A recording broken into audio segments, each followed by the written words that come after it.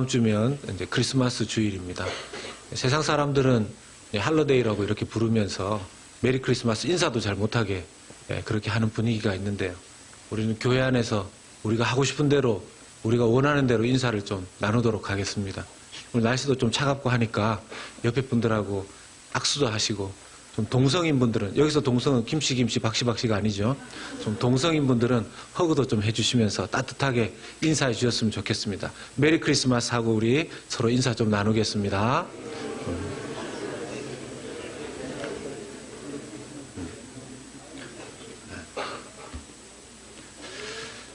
한국의 전 통일부 장관을 지냈던 한완상 교수님이라는 분이 계십니다. 그분께서 얼마 전에 책을 내셨는데 바보 예수라는 제목으로 책을 내셨습니다. 예수님의 모습이 바보처럼 보이는 그런 부분을 부각시켜서 책을 쓰신 것입니다. 그 책의 내용 가운데 이런 내용을 보았습니다. 한국교회는 십자가에 달려 엘리 라마 사박다니를 절규한 갈릴리 사람 예수가 아닌 로마 황제 아우구스투스의 위엄을 지닌 위풍당당한 권력의 화신 예수가 장악하고 있다. 오늘날의 기독교의 모습을 풍자하기를 예수님을 믿는 사람들이 엘리 라마 사박다니 십자가에 달리신 고통 가운데 세상 죄를 지신 예수님의 그 모습이 아니라 위풍당당하게 세상을 지배하고자 했었던 로마 황제의 그 모습, 그런 모습으로 예수가 비춰지는 그런 교회를 만들어가고 있다는 것입니다. 그것이 비단 한국교회를 향한 한완상 교수님의 비판뿐이겠습니까? 미국 교회처럼 이렇게 상업화된 교회, 성공주의가 판을 치고 있는 이런 때에 우리 지금의 교회의 모습을 돌아보지 않을 수가 없습니다. 우리는 이 한완상 교수님의 비판을 들으면서 이런 생각을 하게 됩니다. 그렇지, 교회가 그런 모습이 되면 안 되지. 그럼 동의하십니까? 그런데 재미있는 현상은 엘리 라마 사박다니를 외쳤던 예수님의 그 십자가의 모습, 그것이 예수님의 중요한 속죄 사역이 된다는 것을 우리가 알고 그것을 감사하는데, 교회는 성공주의와 야망주의처럼 그렇게 되어서는 안 되는데 우리가 그 바보같이 보이는 예수님을 따라갈 마음이 정말 있느냐라는 것입니다.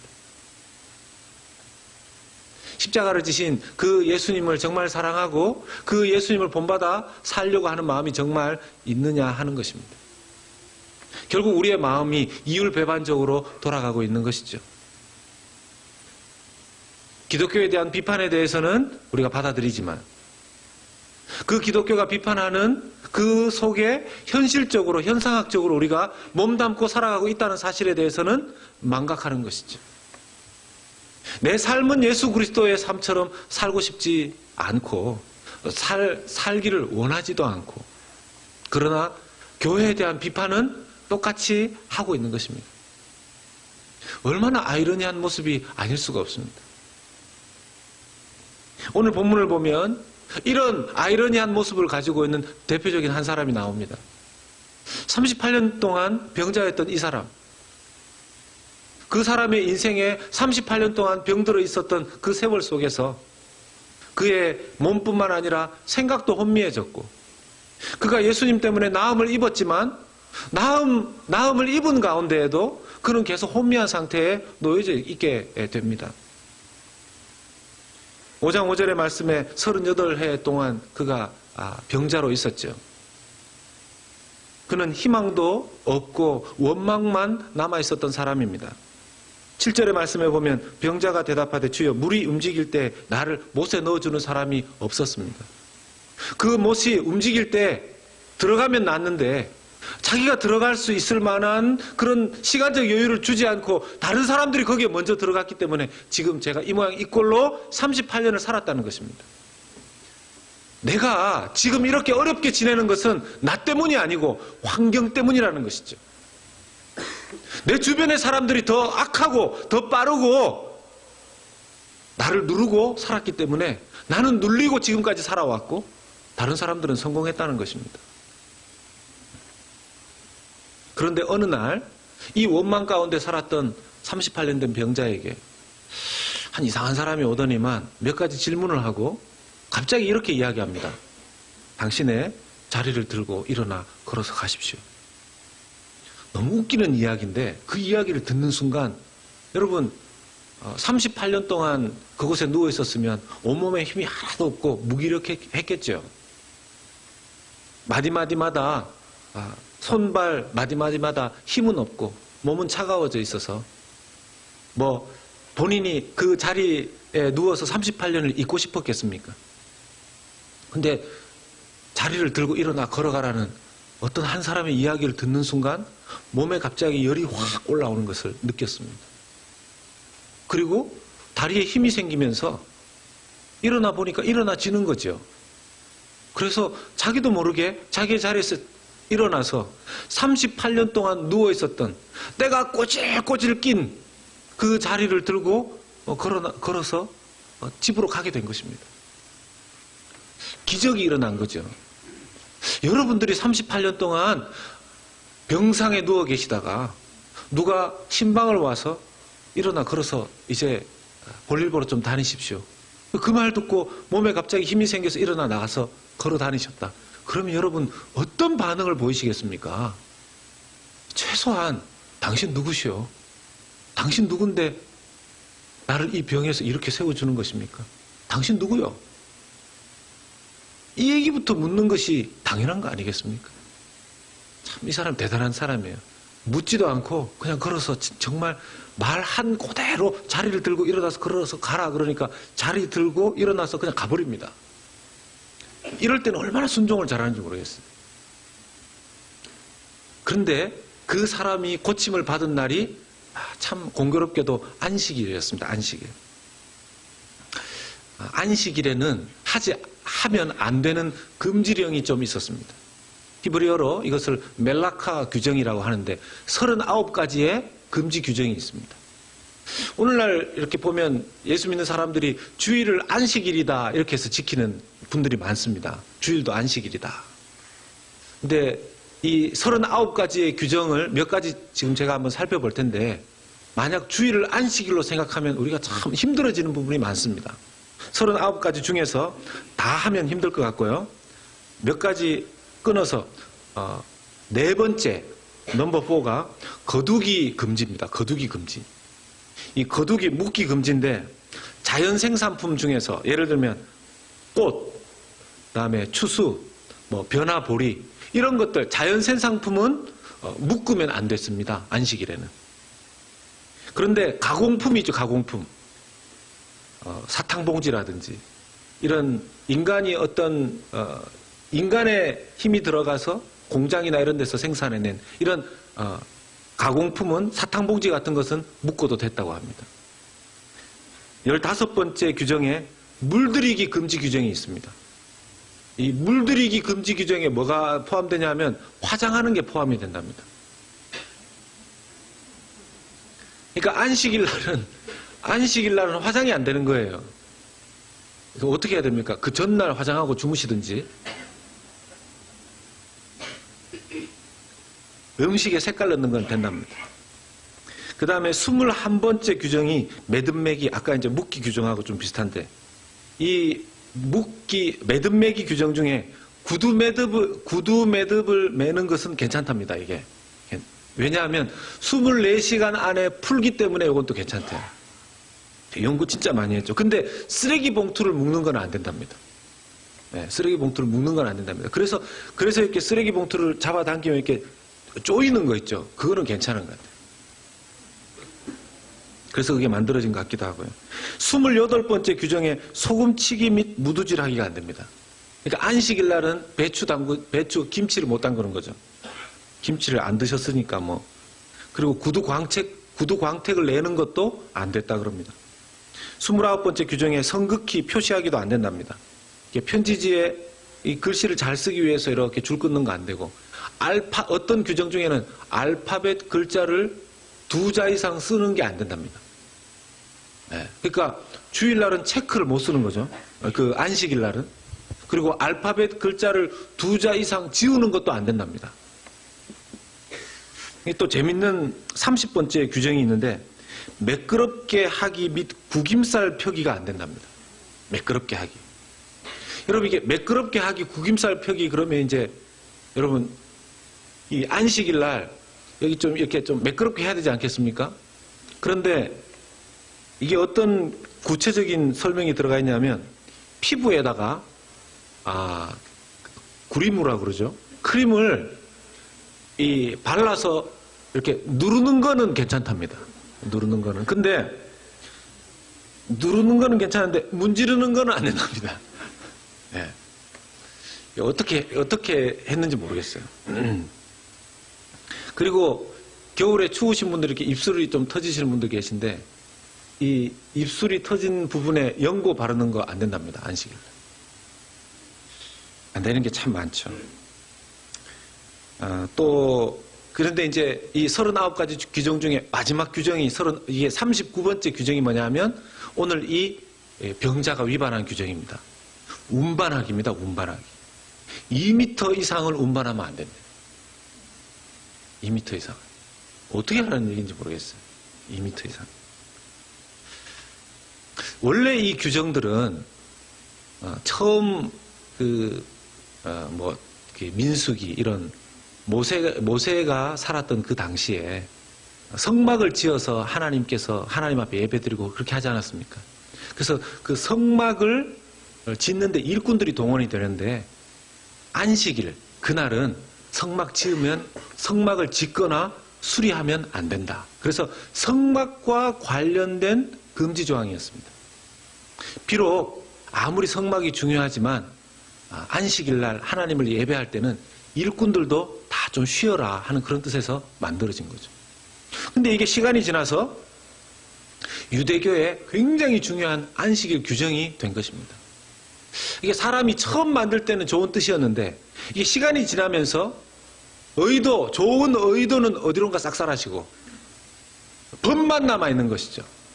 근데 이게 유대교의 그때 신약시대 당시에만 이렇게 된 것이 아니라 사람이 이런 성향이 있는데 그 전에도 이 비슷한 사건이 있었습니다.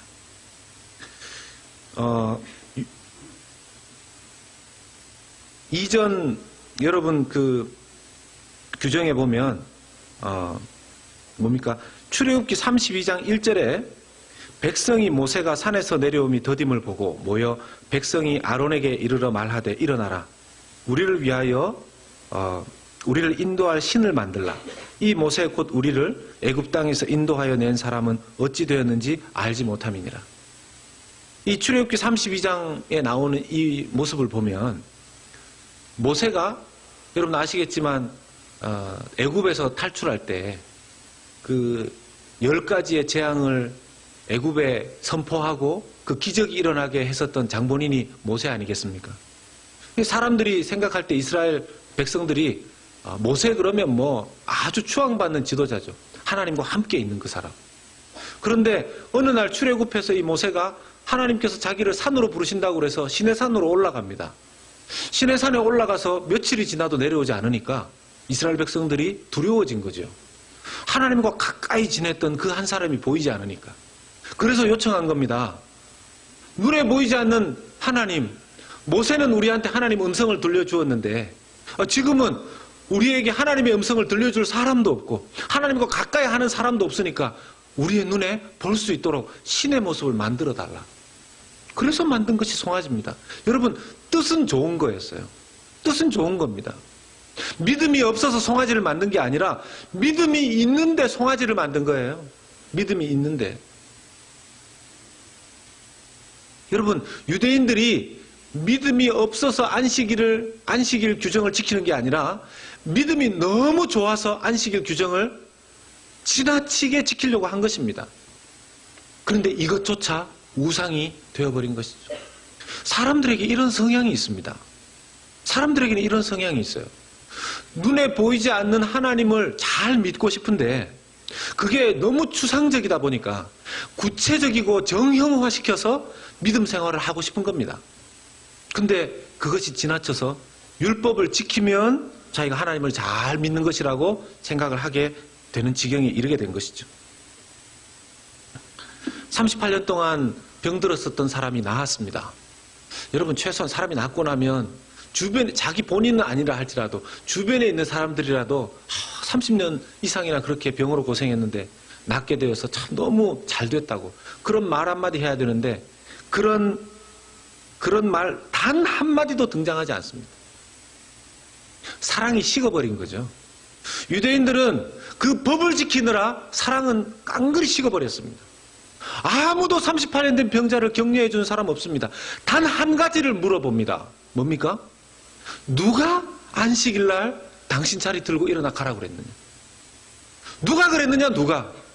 이 법을 누가 어겼느냐? 이 법을 누가 어겼느냐? 그러니까 이 병자는 또 참 기가 막힙니다. 이 병자도 대단한 사람이에요. 나는 안 그랬는데.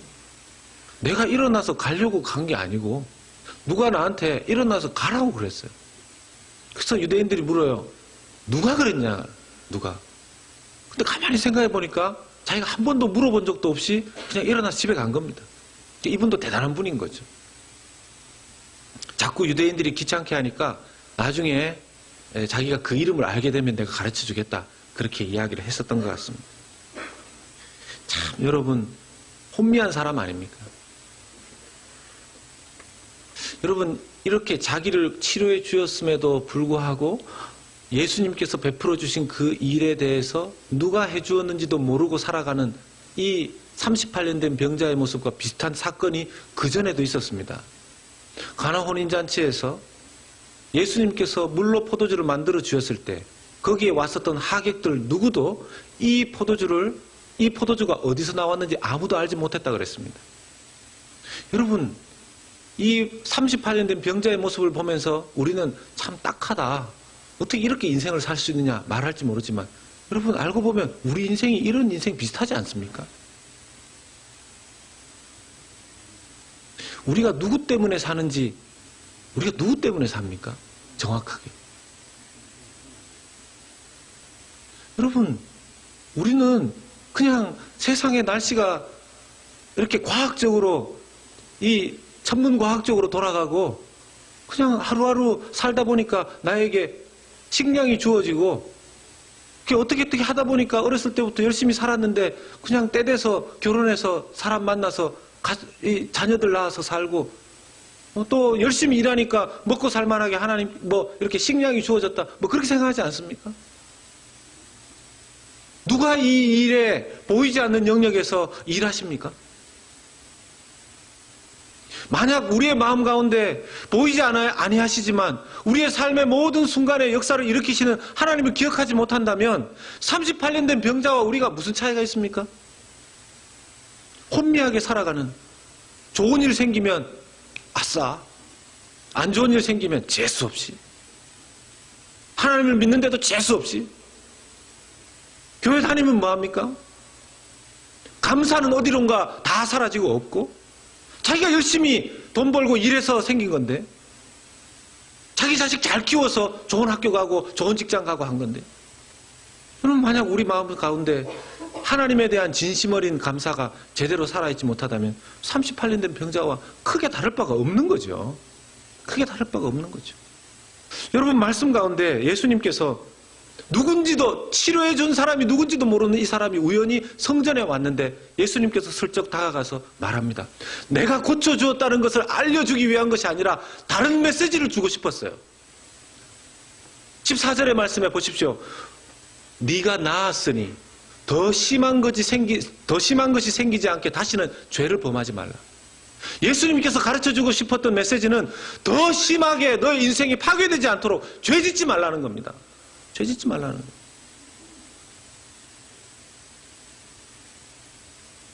근데 여러분 죄 짓지 38년 된 병에서 고침받는 것보다 더 힘든 게 죄 짓지 말라는 거 아닙니까? 여러분 어떻게 죄 안 짓고 사시기 쉬우십니까?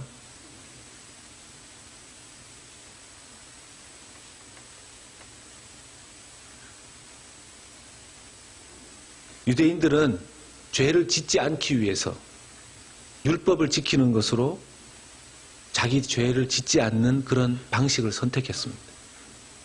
열심히 율법 지키는 것으로. 그런데 그 율법의 주인이 되시는 하나님, 그 아들 하나님, 이 땅에 와서 하시는 그 일을 보고 박해하고 죽이려고 했습니다.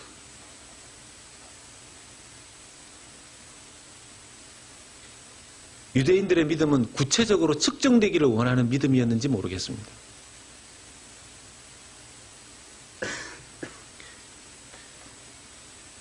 이런 믿음으로 살았던 대표적인 사람이 사도 바울 아닙니까? 빌립보서 3장 6절의 말씀에 보면 회심전의 바울의 자신의 모습을 이렇게 회상합니다. 열심으로는 교회를 박해하고 율법의 의로는 흠이 없는 자로. 여러분, 이게 말이 앞뒤가 맞는 얘기입니까? 율법의 의로는 흠이 없는데 교회는 왜 박해합니까?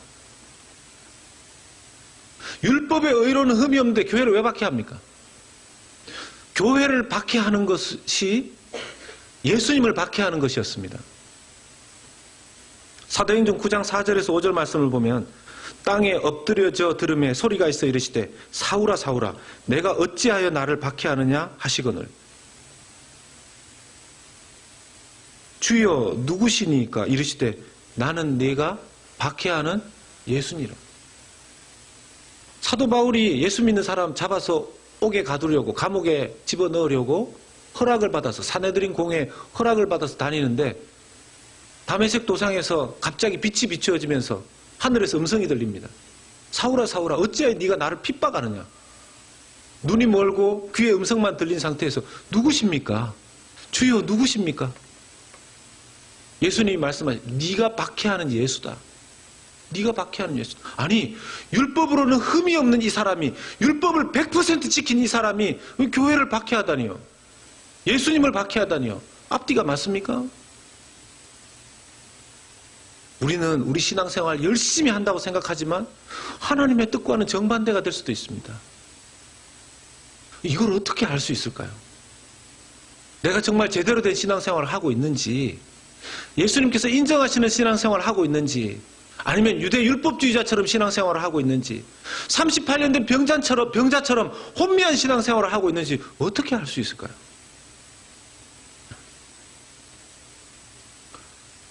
저는 이 예수님을 보면서 예수님께서 38년 된 병자를 고쳐주시고 예수님께 돌아온 그 보상이 참 받아들이기가 힘들었습니다. 38년 된 병자 한 사람 고쳐주고 예수님께 돌아온 대가가 무엇입니까?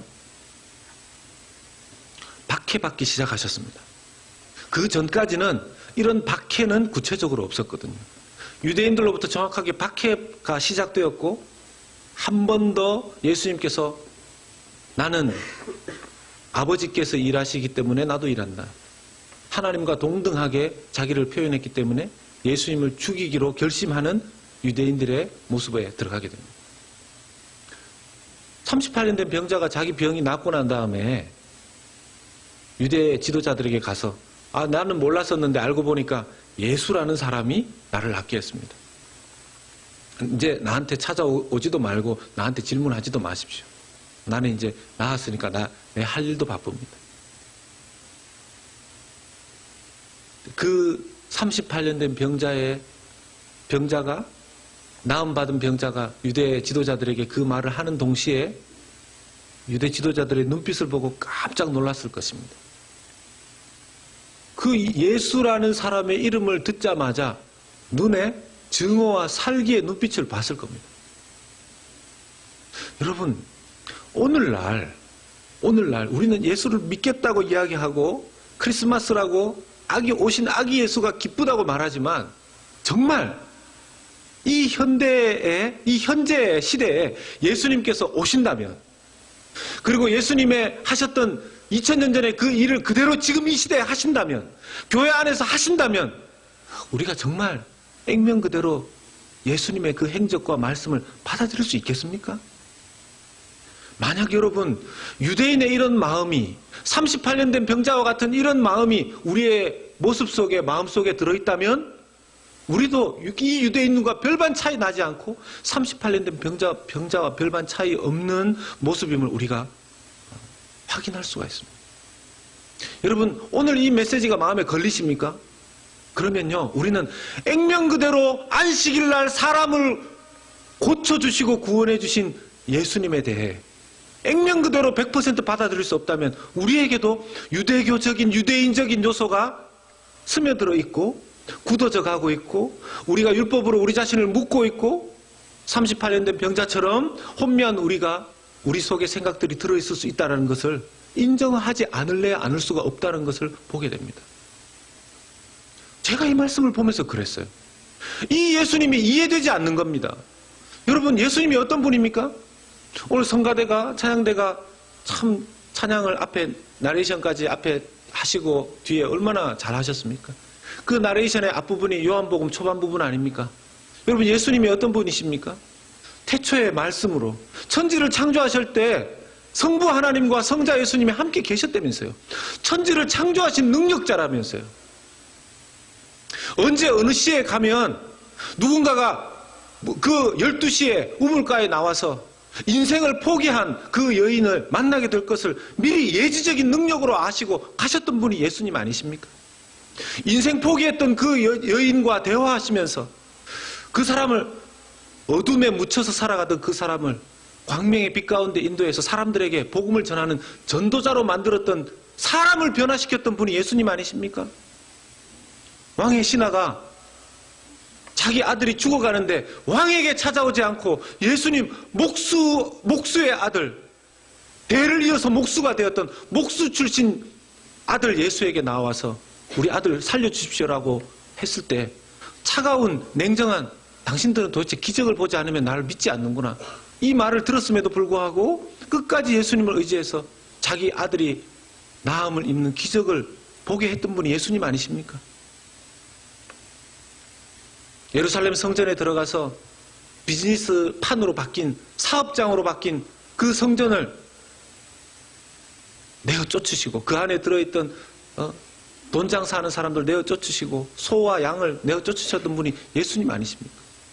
아니 굳이 그런 능력과 예지적인 관점을 이미 가지고 계신 그 예수님께서 38년 된 병자 이 감사라고는 일도 없는 이 사람 고쳐주고 왜 박해를 받기 시작하십니까? 무엇 때문에? 예수님을 믿었다고 교회를 나온다고 하지만 끊임없이 주님 우리는 죄 가운데 삽니다 라고 고백하는 여러분 제가 정말 기가 막힌 것 중에 하나가 뭐냐면 주일날 대표 기도를 하시는 대부분 우리 오늘 산부 장로님은 그렇게 안 하셨지만 다른 경우에 보면 많은 경우에 보면요 하나님 우리는 연약해서 죄 가운데 살다가 왔습니다. 당연하게 여깁니다. 당연하게 여러분 만약 우리는 연약해서 죄 가운데 살았습니다. 그걸 너무나 당연하게 여기면 여기 나오는 이 말씀은 예수님 우리한테 하시면 안 되는 말씀입니다. 더 이상 죄를 짓지 말라. 이건 우리가 할 수 없는 그런 요구를 예수님이 38년 된 병자에게 하시는 겁니다. 여러분 신앙생활을 하려고 하는 우리도 이 말씀을 제대로 받아들이기 어려운데 38년 동안 누워있다가 이제 깨어난 그 사람에게 더 이상 죄를 짓지 말라. 이 말씀을 하시는 예수님은 뭔가 앞뒤가 맞지 않는 거 아닙니까? 여러분 어떻게 생각하십니까?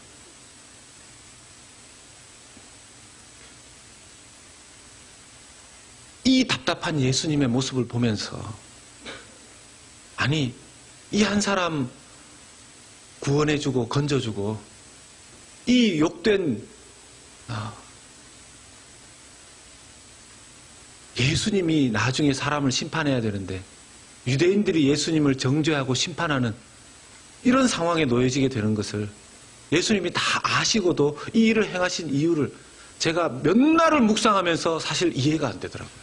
저는 솔직히 한한상 교수님이 바보 예수라는 그런 책을 내시면서 예수님의 모습이 정말 바보 같다고 제가 찾아보니까 바보 예수라는 이름으로 그림도 많이 있더라고요. 그림도 예수님의 모습이 바보처럼 그려져 있는 그런 모습이었었습니다. 사랑하는 여러분 예수 믿으시죠? 그런데 그 예수 믿는 우리의 믿음 가운데 예수님을 따라가고 예수님을 닮아갈 때 힘 있는 예수님, 액션 스타 같은 예수님, 능력 있는 예수님, 그런 예수님을 닮아가고 쫓아가는 것은 좋지만 이런 바보 같은 예수님 닮아가시고 싶으십니까? 따라가시고 싶으십니까? 어떻게 좋아하시겠습니까? 저는 안 되더라고요. 제가 이걸 받아들이는 게 너무너무 힘들더라고요. 우리는요, 작은 한마디 억울한 얘기만 들어도 미칠 것 같아 합니다. 여러분, 한국의 경우에 재벌들이 검찰에 들어가서 조사 한번 받고 나와서 스스로 목숨을 끊는 그런 예들이 좀 있었습니다. 억울한 소리 조금만 들으면요, 견디지 못하는 겁니다. 견디지 못하는 겁니다. 예수님과 비교를 해보십시오. 그리고 우리 자신을 한번 생각해 보십시오.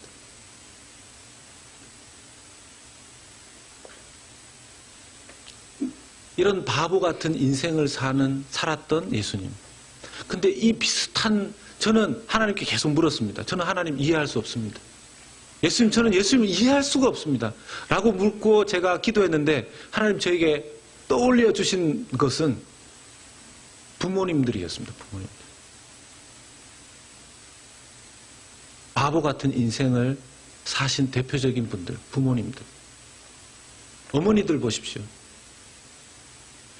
누구 하나 귀하게 안 자란 딸이 있습니까? 결혼해서 애 낳고 애를 낳으면 그냥 큽니까? 처음에 태어나서 누워있을 때는 귀여운데 얘가 걸어다니기 시작하면 그때부터 일이 많아집니다. 제가 텍사스에 와서 요 근래 한 달을 아팠습니다. 제가 목소리가 좀 좋아졌죠. 제가 한 달 아픈 동안 참 은혜를 많이 받았습니다. 좀 한 일주일 아프고 말면 이렇게 그러지 않았을 것 같은데 한 5주 정도를 제가 계속 기침하고 그러니까 주일마다 제 아내를 통해서 별거 다 받았습니다. 뭐 인삼, 대추, 생강, 백년초, 무슨 상황버섯이라고 아십니까? 여러분 상황버섯이 뭔지 아세요? 네? 모든 상황에서 다 약발이 듣는 저 혼자 붙인 한 달을 아팠는데 제 텍사스 적응하느라고 아팠었던 것 같아요. 그 중에 어떤 게 들어맞아서 나았는지 모르겠습니다. 병원에 가서 약도 먹고 물론 이제 그 의학적인 힘도 제게 도움이 됐겠죠. 제가 한 5주를 아프면서 교인들에게 죄송하기도 하고 또 목사가 계속 아프니까 참 여러 가지 면에서 이러면 안 된다 싶어서 기도를 하는데 한 달쯤 끄트머리에 잠을 못 자고 기침하고 새벽에 일어나서 기도하면서 어머니가 그렇게 생각이 나는 겁니다. 저희 어머니 제가 보기에는 어떻게 보이실지 모르지만 좀 제가 이렇게 건강하고 강하게 보이지 않습니까? 네, 이렇게 참 늘 제가 말씀드리지만 웃음은 건강에 좋지만 비웃음은 제가 어렸을 때부터 약골이었어요. 사실 폐렴도 어렸을 때 앓고 제가 또 대학생 때는 결핵도 앓고 그래서 어렸을 때부터 아프면 어머니께서 저를 그냥 업고 가장 좋다고 하는 시내 병원으로 달리셨어요. 제 마음 가운데 이런 믿음이 있는 거죠. 어떤 일이 있어도 우리 어머니는 자기 생명을 주고서라도 나를 살린다. 저한테는 그런 믿음이 저도 모르게 생긴 겁니다. 제가 그렇다고 그런 어머니에게 효자 노릇을 제대로 했겠습니까?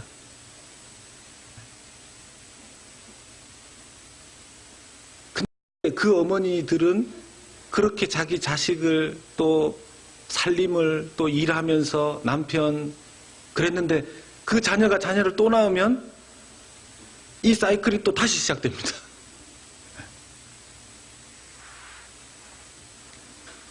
똑똑한 어머니이겠습니까? 인생을 자식을 가족을 위해서 다 허비하는 거 아닙니까? 바보 같죠. 아버지들은 대부분의 아버지들은 표현력이 좀 부족합니다. 일부 이렇게 저같이 좀 이렇게 말로 해서 먹고 사는 목사 같은 사람이나 변호사 같은 사람들 빼고 대부분은 말의 표현력이 좀 떨어집니다. 그래서 아버지들은 늘 가족들을 향해서 어떤 마음이 있냐면 내가 이 가족 책임져야 되는데 내가 열심히 일해서 이 가족들 먹여 살려야 되는데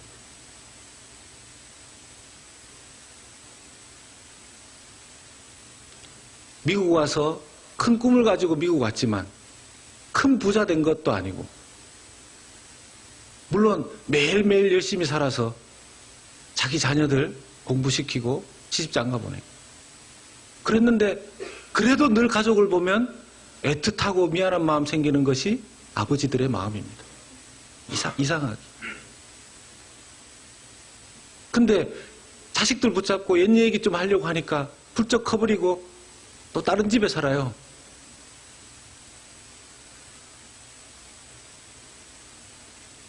그리고 늘 미안하게 생각하는 자기 짝꿍을 보니까 같이 나이 들고 늙어가고.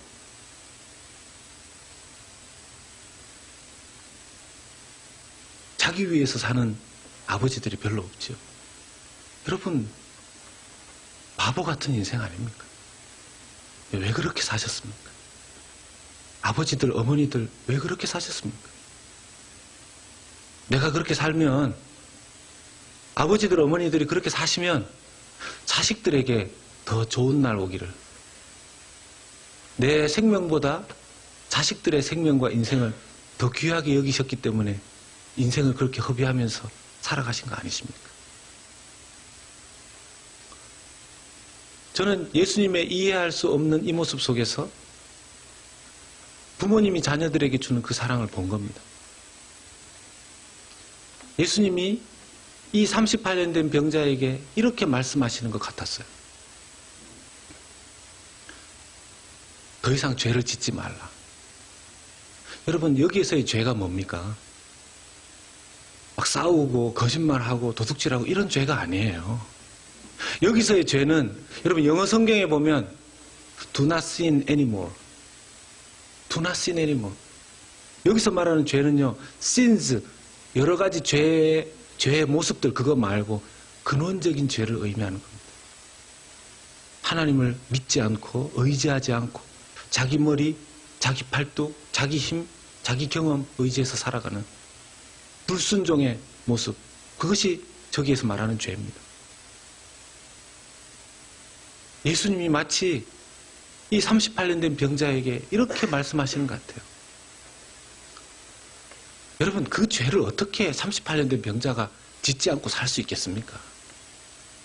그 죄를 이기고 사는 유일한 방법은 예수님께서 이제 자기가 죽어서 자기의 생명을 이 38년 된 병자에게 주는 것, 그것으로 이 병자도 또 유대인들도 죄를 이기고 살 수 있게 되는 것이죠. 이 말을 요약하면 이렇게 될 겁니다. 내 생명 너에게 줄 테니 더 이상 죄 짓지 말고 하나님 없이 살지 말고 하나님과 함께 살아라. 예수 생명, 내 생명 너를 대신해서 내가 죽어 너에게 줄 테니. 사랑하는 여러분, 우리가 이 세상을 사는 방식은, 힘은 우리 머리, 우리 힘, 우리 팔뚝도 들어가겠지만 예수 생명, 예수님이 우리에게 주신 그 생명 우리가 가지고 우리 안에 예수 생명 가지고 살아갈 때만 가능한 줄로 믿습니다. 아멘이십니까? 뭐 아멘을 하시려면 제대로 아멘을 하시고, 네. 여러분, 예수 생명 우리 안에 없이 어떻게 예수를 믿습니까? 예수 생명 내 안에 없이 죄를 어떻게 이깁니까? 자의적 결단으로 가능하시던가요? 지식으로 가능하시던가요? 아이들을 열심히 가르치면 거짓말을 안 하던가요? 안 가르쳐줘도 거짓말을 하는 게 인간입니다. 여러분, 열심히 도를 닦고 열심히 노력을 하면 가능한가요? 열심히 법을 지키면 가능하겠습니까? 절대로 불가능합니다. 유일한 방법, 내 안에 예수 생명 올 때만 가능합니다. 제가 부족해서 그렇겠지만 교회에 담임 목회자로서 사역을 해보니까 수많은 변수들 속에서 제가 사역을 하게 되는 겁니다. 어떨 때는 이걸 내가 도저히 감당할 수 있을까? 그 속에 때로는 제 자신의 연약함도 작용을 하고, 제가 좀 더 용기를 냈으면, 제가 좀 더 분별력이 있었으면 이걸 이렇게 해결할 수 있었을 텐데 좀 더 지혜롭게 못했을까? 좀 더 용기를 못 냈을까? 좀 더 경험이 없었을까? 지식이 부족했을까? 이런 한탄이 있는데, 일이 어떨 때는 어려워지고 힘들어지는 걸 보면서 어떻게 하지? 다음은 어떻게 하지? 그런데요, 그런 어려운 순간순간 위기들이 있음에도 불구하고 그 다음 날이 되면 하나님께서 새로운 은혜를 주시는 겁니다. 여러분, 그게 제 지혜가 만들어낸 게 아니에요. 제 의지로 아침에 일어나서 어금니 꽉 깨물고 오늘도 열심히 살아야지 이렇게 해서 생긴 그런 힘이 아닙니다. 예수님의 생명이, 부활의 능력이 제 안에 있기 때문에 주님께서 날마다 새로운 생명의 역사를 허락해 주시는 것을 제가 경험하게 되는 것입니다. 사랑하는 여러분, 매일매일 어떻게 사십니까? 다람쥐 쳇바퀴 돌듯. 여러분, 다람쥐가 열심히 살아봤자 모을 수 있는 게 뭡니까? 다람쥐 모르십니까?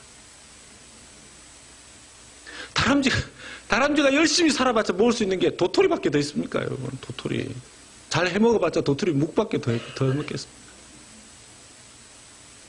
여러분, 인간이 열심히 살아도 한계 속에서 열심히 사는 겁니다. 사랑하는 여러분, 여러 가지 일들이 많고 혼란스러운 세상이고 생명력 있게 행복하게 기쁘게 신앙생활 하고 싶고 인생을 살아가고 싶으시다면 이미 주신 예수 그리스도의 그 생명 확실하게 내 안에 간직하시고 날마다 확인하시면서 그래, 아침에 눈 뜨셨을 때 나는 오늘도 누구로 산다고요? 뭐 말을 하시려면 확실히 하시고 예수 무슨 예스 이러지 마시고, 예. 날마다 누구로 산다고요? 아멘이시죠? 예수 생명으로 살아가시는 저와 여러분들 되시기를 예수님의 이름으로 축복합니다. 기도하겠습니다.